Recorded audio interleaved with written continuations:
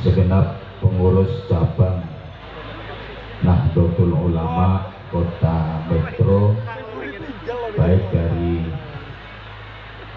Mustasyar, Syuriah, Tanfidiyah, kelembagaan berikut bandung-bandungnya yang dimuliakan, hadir juga Pak Rektor, spesial adik-adik santri putra dan santri putri Pondok Pesantren Raudhatut Thalibin, khususnya wisudawiyin wal wisudawiyat yang kita cintai, yang kita banggakan. Panitia dibantu sahabat-sahabat Banser yang luar biasa, gagah-gagah, keren-keren, semangat-semangat. Terima kasih sahabat-sahabat Banser, karena saya dikempit oleh sahabat-sahabat Banser sehingga saya aman dari cetotan rondo-rondo.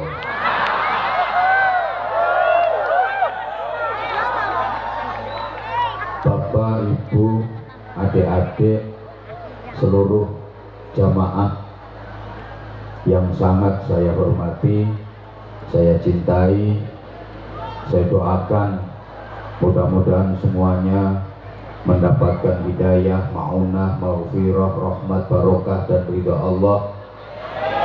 Mudah-mudahan semuanya tergolong orang-orang yang semangat dalam berikhtiar maksimal untuk menggapai keselamatan, kemuliaan, dan kebahagiaan dunia akhirat.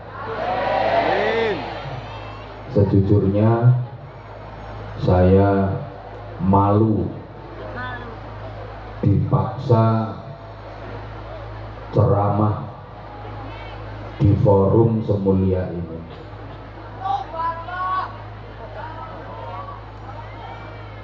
Dipaksa untuk memberikan ceramah dalam acara wisuda Khatmil Quran bil Ghaib 30 juz dan wisuda Khotaman Alfiyah Ibnu Malik, apalagi tadi disebut sebagai mau'izah hasanah. Saya takut nanti bukannya mau'izah hasanah malah maidu ke sana. Kenapa saya malu? Karena saya merasa belum makomnya dan sangat-sangat tidak muqtadal makom, tidak muqtadal hal kalau saya harus berceramah di majelis Khatmil Quran dan Khatmi Alfiyah Ibnu Malik. Harusnya yang kasih mau'izah dalam acara khataman Al-Quran hafalan 30 juz itu adalah bukan hanya orang yang sudah hafal Al-Quran. Jadi yang kasih mau'izah ini harusnya bukan hanya yang penghafal Al-Quran, tapi pengamal Al-Quran.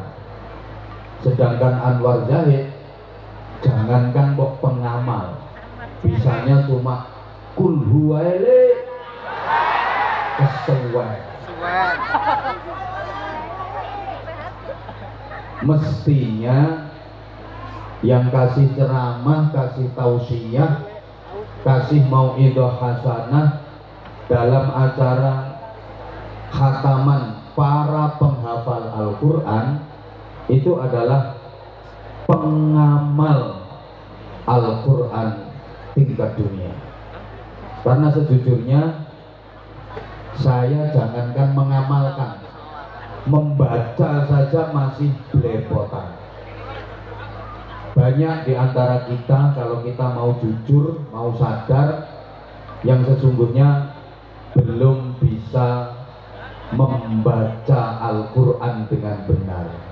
Walaupun sudah hafal ayat-ayat Al-Quran seluruhnya 30 juz sudah dihafal di luar kepala, tapi masih banyak yang belum bisa membaca Al-Quran.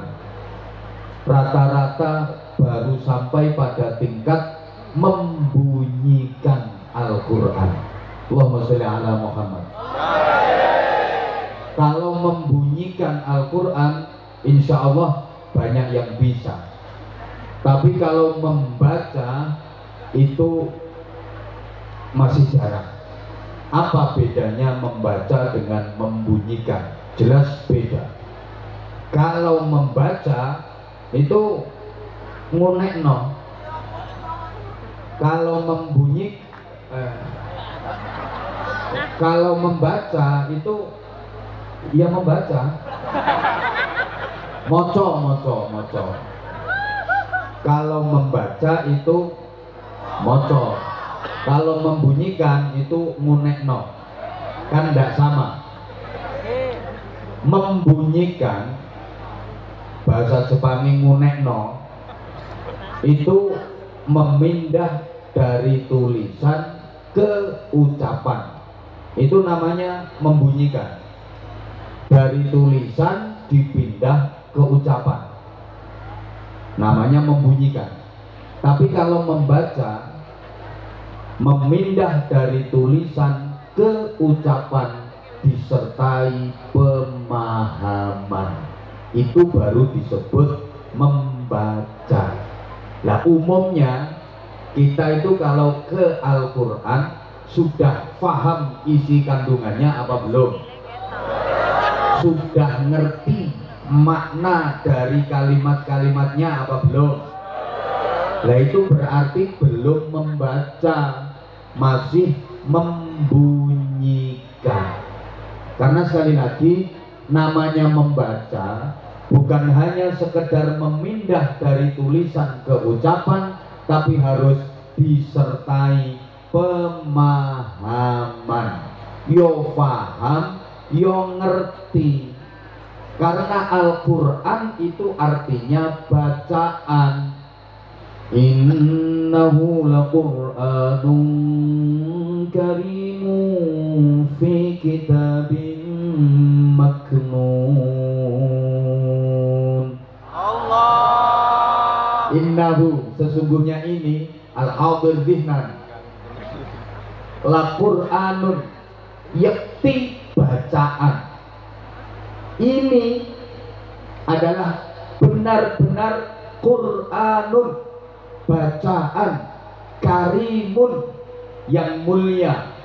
Disebut bacaan itu kalau yang membaca mengerti dan faham kandungannya. Allahumma sholli ala Muhammad. Ingat para jamaah, fungsi utama Al-Quran itu ayatnya fenomenal. Tentu udah familiar dengan kita, biasanya sering dibaca kalau bulan Ramadan. Syahrul Ramadan alladzi unzila fihi al-Qur'anu hudan lin-nasi wa bayyinatin minal huda wal furqan. Oke. Jadi fungsi utama Al-Quran itu 3. 1. Hudan linnas, petunjuk bagi manusia, petunjuk global. 2. Wabayyinatim minal huda, penjelasan rinci dari petunjuk tadi. 3. Wal furqan, pembeda yang benar dari yang salah, yang baik dari yang buruk. Jadi Al-Quran itu fungsinya petunjuk, penjelas, pembeda. Al-Quran adalah landasan ideologis, Al-Quran adalah landasan konstitusional, Al-Quran adalah landasan operasional. Bagi kehidupan kita, Al-Quran itu jadi SOP, standar operasional prosedural. Understand? Yang ngono gak ngerti ya wis pokoknya yes. Urusannya ben cepet. Ibarat orang nyari alamat, Al-Quran itu semacam Google Maps. Mapes sih lo nerang ngerti map. Ibarat berkendara, kalau di mobil Al-Quran itu kayak GPS. Tahu GPS? Singkatannya apa? Banter salah. Ini sampean orang kenal teknologi yo GPS itu gunakan penduduk setempat. Timbangannya rapah cetak-cetek ya takon wong. Dipasang di dashboard mobil bukan untuk gengsi tapi sebagai fungsi. Kalau kita nyari alamat, kita tulis dengan tepat, insya Allah nggak akan tersesat, bisa sampai dengan cepat dan tepat. Nah kalau nggak ngerti, kalau nggak paham artinya, kandungannya nggak ngerti, nggak paham, itu nggak disebut membaca. Kenapa? Karena belum berfungsi sebagai penjelas, petunjuk, pembeda. Allahumma sholli ala Muhammad. Membunyikan belum membaca itu dapat pahala, tapi nggak dapat hidayah. Pahalanya dapat, bukan per ayat, bukan per kalimah, bukan per lafaz, tapi per huruf. Pahala nek sampean ngarani maca Quran dapat pahala, tapi belum dapat hidayah, nggak dapat petunjuk. Soalnya nggak ngerti, nggak paham, hanya apa ya bahasa Inggrisnya the ngewes, the ngewes saja. Yang ngewes, yang ngebes, ngewes, tapi nggak ngerti, nggak paham. Allahumma sholli ala Muhammad. Ya Rabbi. Padahal pembaca Al-Quran itu mempunyai kedudukan yang istimewa di sisi Allah. Saya hanya ikut mendoakan semoga adik-adik yang sudah khatam hafalan 30 juz benar-benar bisa menjadi pembaca Al-Quran yang baik, menjadi qari'in qari'at li-Qur'anin karim yang baik. Amin Allahumma amin Allahumma. Dan pembaca Al-Quran itu bukan hanya di kalangan manusia saja, ada pembaca Al-Quran di kalangan para malaikat. Malaikat itu juga pada membaca Quran. Ada pembaca Al-Quran hebat di kalangan para malaikat. Ada pembaca Al-Quran tingkat surga.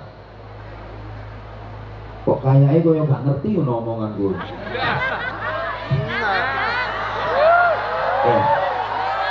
Saya berdiri bukan karena apa-apa, tapi karena bokong saya geringingan.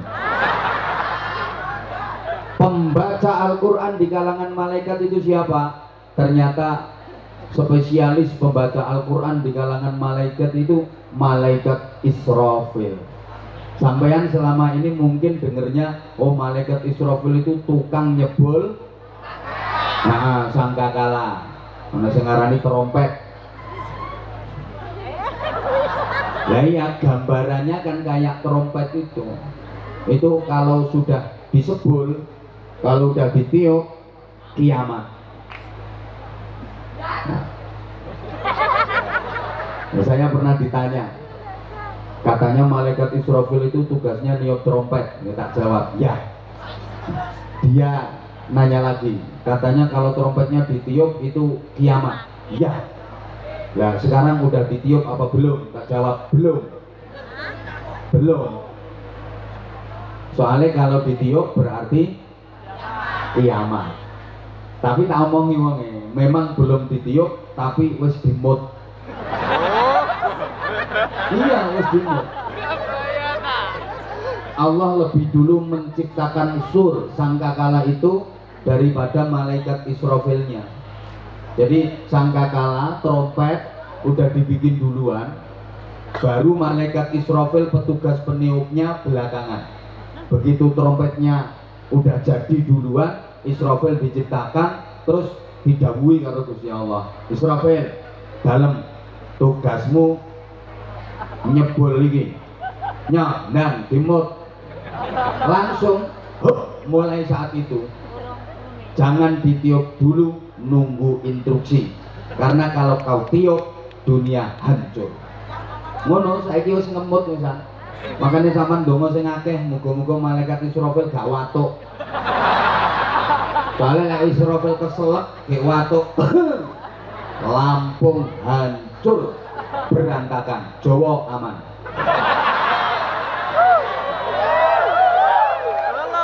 Soalnya sing kesebul pas bolongan incer Lampung. Apa maneh wilayah